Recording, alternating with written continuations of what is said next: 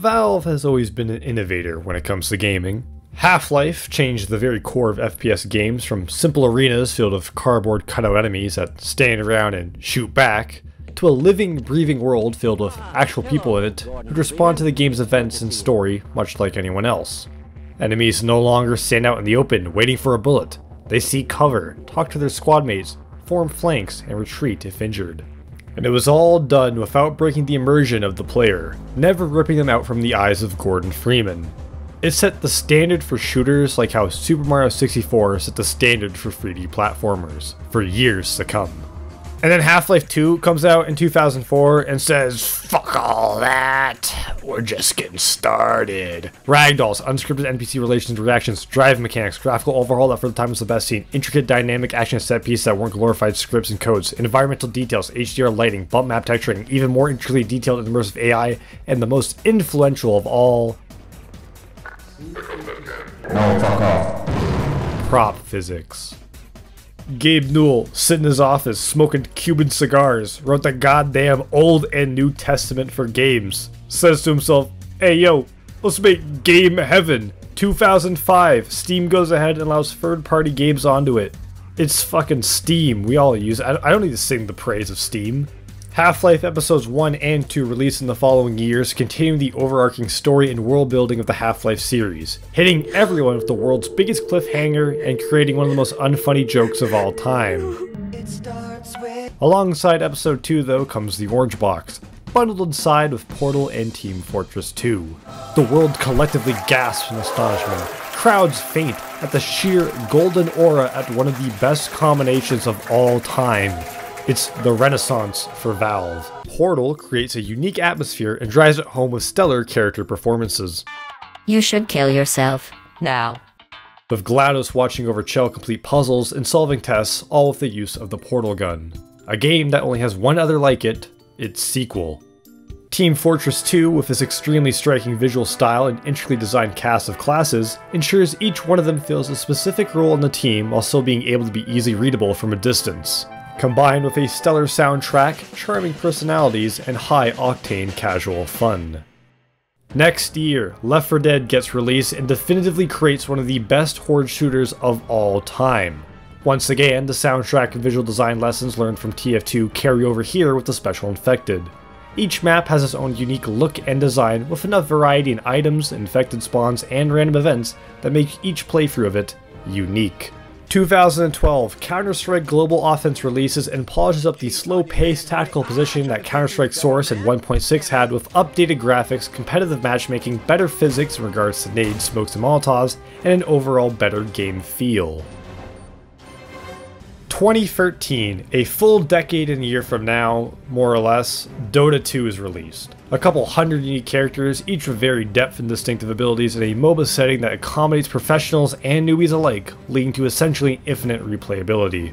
You see, I lay out the groundwork for Valve's accomplishments here just to show you how they've literally set the precedent for gaming as a whole. Shooters stand on the shoulders of Half-Life, and even if you don't enjoy Counter-Strike, TF2, Left 4 Dead, Portal, or Dota, it's very hard to look past their impact and influence in gaming as a whole. So with such a stellar resume, where did Valve's ingenuity and innovation take them next, huh? The gutter, the drain, the rubbish, trash, the dump, the oubliette for the French folk. All their glorious games have gone to rot due to neglect. Counter-Strike and TF2 have a rampant cheating, bot, and content problem. Left 4 Dead is literally being left for dead due to how insecure their servers are. Dota, I'll be honest, I don't play or keep up with the community to really know the current state, but I'm assuming it can't be that good. Hypothetically, I think people be okay, or at least more understanding in regards to neglecting their current fan-favorite games while they continue to rake in cash from them, if Valve had something to actually show for it and communicated with their community. However, Valve seems to be simply chasing the bag instead of innovating or improving what they already had. Artifact, a Dota spin-off released in 2018, was very much a response to the popularity of Hearthstone and was met with more puzzled looks than when I showed up to Family Court for the first time. Teamfight Tactics was an auto chess spin-off from League of Legends made in 2019. 2020, Dota Underlords comes out and around to capitalize on chess and gets en passant by teamfight tactics. Half-Life Alyx, while an impressive piece of hardware and overall good game, is largely held back by being a VR exclusive title with a $900 buy-in to play, and functions less as a game and more as a tech demo or highlight for Valve's Index and Source 2. Similarly, Aperture Desk Job is another free tech demo for the Steam Deck rather than a full-fledged game. And that leads us to the star of the show, Deadlock. Deadlock is advertised as a 6v6 4-lane hero movement first-person shooter MOBA. That's a lot of words. There are a lot of misconceptions and rumors about how and what the game actually is, however, so let me be the one to clarify it. The game is majorly a MOBA. Around 80% of the gameplay is tied back to the MOBA genre. More fitting, it's essentially Dota if they gave it a third-person camera and guns. Denying enemy creeps, secret shops, a giant powerful mid-boss identical to Roshan who also drops Aegis on death, allowing for an instant respawn upon dying, and upgrading abilities are just a few of the core gameplay components shared with the two. The more general MOBA elements such as pushing creeps up to enemy towers to act as a shield for players, allowing them to deal larger damage to towers, enemy camps in the jungle or outside the lanes that contain more souls, Deadlock's version of gold, which of course can be used to buy items that further buff and boost your character. The only hero-based or shooter aspects of the game are the controls and abilities. You can use the environment to slide down ramps and stairs, giving you a speed boost and infinite ammo, and you can briefly b-hop afterwards to keep some momentum going forward. Now, if combining a need-to-know all-at-once complex MOBA and a third-person, high-movement, high-action shooter sounds like a bad idea, it's cause it is. The shooter elements actively work against the MOBA ones, and the MOBA elements actively against the shooter elements. It's a game that attempts to bridge the gap between Team Fortress 2 or Overwatch with Dota 2, but fails to do anything that makes it worth playing over its very obvious inspirations. Shooter players may find the basic controls and abilities familiar and can likely adapt quickly to shooting creeps and towers alongside players, but they'll be instantly turned off by the sheer stupidity of stuns, slows, snares, and stuff on their screen. This isn't entirely an issue of balance either. The game is in a beta state, everything is subject to change, and they can easily reduce the duration of all that stuff I said, but they can't flat out remove it. It's a core component of how the MOBA genre works. The massive amount of stuns and such also leads to a lot of unpreventable deaths that just halt the game. Getting hit with a sleep dagger, kinetic carbine, telekinesis, doesn't matter. 8 out of 10 times you'll die shortly afterwards. And of course, it being a MOBA means an incredibly long respawn timer, taking you out of the action for upwards of a minute. This, once again, isn't something that can be fine-tuned or changed, it's yet another core piece of just how MOBAs work. Meanwhile, if you prefer MOBAs, the over-the-shoulder camera and being constantly in the action leaves a lot to be desired. Traditionally, MOBAs have used a top-down perspective with vision being shrouded by fog of war. This top-down view allows a player to easily get an understanding of who, what, where, and why things are happening. Don't get me wrong, it can visually get complicated with massive team fights and abilities shooting out everywhere, but the bird's eye view does a good job at controlling that chaos and making it somewhat readable. With Deadlock, however, the particles and massive team fights very quickly lose a sense of cohesion, made worse when you need to retreat and back away, being unable to see exactly what your enemy is doing from behind. The fact you're always placed within the middle of the battle means there's very little downtime to scope out the map at large. You're forced to do quick glances at it on the side, never getting any real info on how your teammates or other lanes are going. Hitting the F1, F2, F3 keys shows your teammates' POV, but doesn't really fix this issue.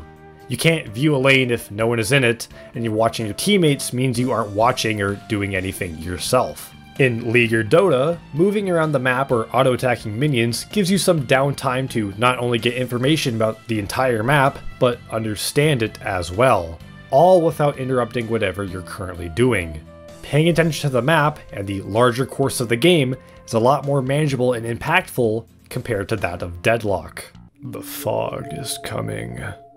Or isn't, in this case. Fog of War helps balance out the overall combat pace in a MOBA, Long as an enemy is within your field of vision, they can typically be attacked. It means the range of said attacks and harassing enemies is done with some sense of commitment with the potential to be punished for it. This applies even more so when going into jungle, allowing opportune moments to escape from chasing enemies if things go south.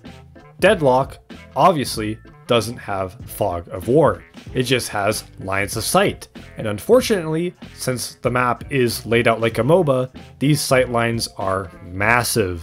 You're free to pester and harass enemies from an exceptionally long distance away with no penalty or risk at all.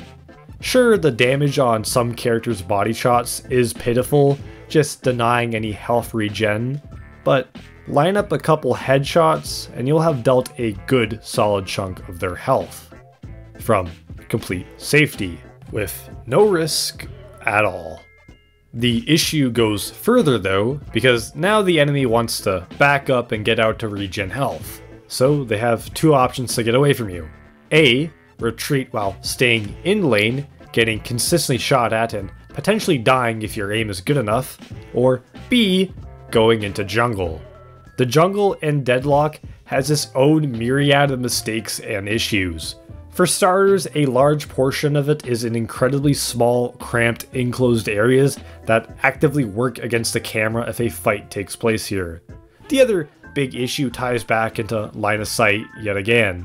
If you're on the defensive and need to run away from a fight, there's very little you can actually do to escape or hide. There's no trees or such to hide in, and the aforementioned buildings are a death trap in disguise. League's jungle has a variety of depth for getting away, such as healing you, granting you extra movement with jungle plants, in addition to the several dragon souls that drastically change the jungle's terrain, further spicing up the gameplay and escape and chase loop. What typically happens in Deadlock though, is you'll go into jungle, get chased by whoever jumped you, and then a wild goose chase occurs, where you just hope you have slightly better movement and pathing to get away, all while taking pot shots from a guy a good 30 feet away. In every single match I've played, the winner of the game was decided at the 15-minute mark. One team just pulls ahead ever so slightly and shuts down the other one in nearly everything. You can't sneak creeps or minions since you'll likely be ganked by the stronger team, and you can't win team fights because you're at a noticeable level difference. Despite that, however, matches still seemingly stall out and last an average of 40 minutes. The attacking team simply gets stronger and stronger with each kill on the defending one, but never quite enough to just steamroll through and create a quick victory. And the defending team, who can't do anything to flip the table around, such as farm creeps, do mid-boss, or even get a simple kill, is still forced to essentially stall out the game for half an hour. The lack of any in-depth current catch-up mechanics like League's increased minion experience and gold drops or Dota 2's player bounties makes Deadlock's games Deadlock. This design feels intentional, which really worries me. Thankfully though, with some feedback, this is something that can be rectified pretty easily at least. I didn't want this video to be me complaining about the current balance of a game that isn't finished yet, even though there's an exceptional amount of stuff to complain about in regards to quote-unquote balance. La la la, 1, 2, 3. Oh, you haven't coming to bug me? 4. I solely wanted to bring up the questionable overall design aspects of the game. Valve took 2 rocks and banged them together to make this game, rather than try to balance out the 2 competing genres, resulting in a complete and utter mess. That's not to say a third-person MOBA shooter can't work at all, but with the way the game currently is built and designed as, it 100% cannot look like this. One of the more common comparisons I heard made was about this small, tiny game called Gigantic. Gigantic doesn't lean into the MOBA elements as hard as Deadlock does, but the core fundamental gameplay is still there. It's 5v5 with emphasis on pushing and pulling, upgrading abilities the longer a match goes on, attacking enemy towers, which eventually leads to the enemy nexus or ancient or whatnot, opening up for a follow-up attack, only for you to repeat the process all over again. Gigantic makes friendly and enemy attacks a lot easier to read thanks to team colored outlines, makes retreating and running away from fights, in addition to pursuing them, a lot more engaging by having unique map effects like jump pads, health packs, and the like to quickly turn the flow of a fight, and much more important, the camera placement and UI aren't complete bullshit. To dive a little bit deeper with it, my camera and character being placed directly in the middle of the screen and slightly back rather than slightly to the side and super up close makes it so I can actually see everything around me without getting tunnel vision or harming the readability of an actual fight. The UI is also a lot more streamlined to see and read as well. Status effects such as being stunned or slow show up directly where you're most likely to see it, directly above your character rather than crammed off in a small box to the side. My health, stamina, and abilities are all in one spot rather than my health being on my character, my stamina being by my reticle, and my abilities being at the bottom of the screen. I'm looking at 3 places at once, and I'm not even in a fight yet. Gigantic certainly pushes closer towards the team-based shooter scale than Deadlock does, but it actually successfully blended the two genres together to create something distinctly unique and well-designed rather than brute forcing the two between like Deadlock does. If you're looking for a game that actually pulls off what Deadlock wants to be, I genuinely recommend Gigantic, even if it does have its own issues. The overall game flow and design is exceptionally more refined than anything else in the same genre. A lot of people don't seem that interested in Deadlock or excited to play it. They're more cautiously curious on just how it actually is than anything else. From what I can tell, there's been no raving fanfare regarding this game at all. If you are still somewhat interested in playing this game out of some sick, morbid curiosity about how bad it can be, like some masochist, go ahead, that's perfectly fine. However, if you are genuinely excited for Deadlock to be released and want to play it for a long course of time, years to come, hoping for new characters, updates, and a much needed sense of polish to create a perfect game, you should be warned that the game already has a moderate cheating problem according to several reports, and despite being a closed beta and instead of properly prioritizing a proper functioning anti-cheat, Valve seems to be attempting to see how many cosmetic skins and microtransactions they can properly plan and place in the game. Release a multiplayer shooter, pump it with microtransactions, allow it to be overrun by cheaters, ignore it.